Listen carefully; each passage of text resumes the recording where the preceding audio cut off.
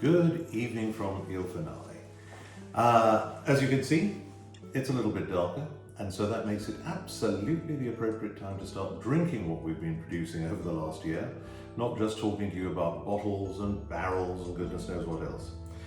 Tonight, and I'm sure most of you will be aware of this already, I just wanted to quickly show you some thoughts as to how to actually deal with the sort of wines and the sort of sophistication, if you like, that you're going to find in the Finale products.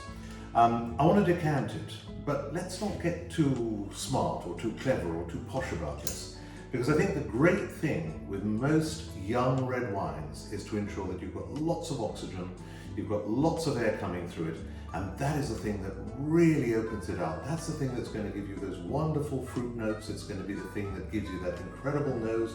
So let's just run through this quickly, and then hopefully before this video finishes, I get to the point of actually drinking a glass of the stuff. So the simple bit, and you'll all know how to do this, so I'm not going to even bother to explain. Let's just get the cork out of the bottle. Aye, and that, I hope, will not embarrass us. So there we are.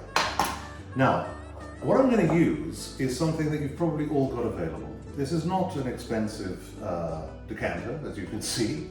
In fact, it's actually just a water jug. And the whole purpose of this is to give enough space and to give enough capacity that we're getting as much oxygen into this wine as we possibly can.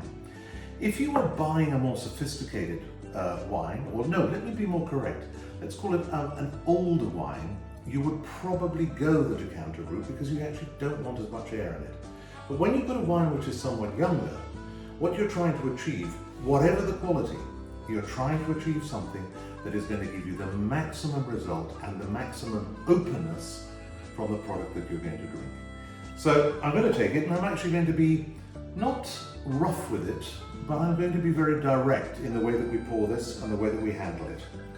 And as you can see, I actually want this to run as a river. I want it to actually be hitting the sides of the jug, and I want it to be building up so that we're getting lots and lots and lots of air.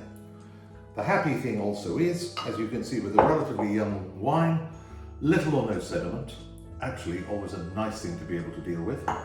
And as a result, you've got this incredible, and sorry, I've just got to show you this.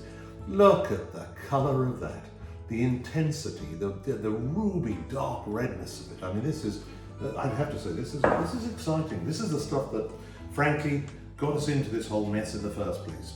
This is why we're doing it. So, without more ado, what I would normally do, but I'm only allowed 2 minutes, remember, I would actually allow this now to sit for probably 30 minutes. Give it time. Bring it absolutely up to room temperature, to the temperature that you're drinking at. But in this particular instance, I'm going to cheat. I'm going to give myself a little drop, and I'm going to even swirl it in the glass so that you're giving it yet more air. And at that point, yeah, you see, now you're getting the fruit notes. Now you're getting the background sense of what you're going to be drinking very shortly. Yeah, that's lovely. So, without more ado, wish you a very good evening or a very good day, whichever part of the world you're in. And I hope you'll join us for some more videos as we go along this journey.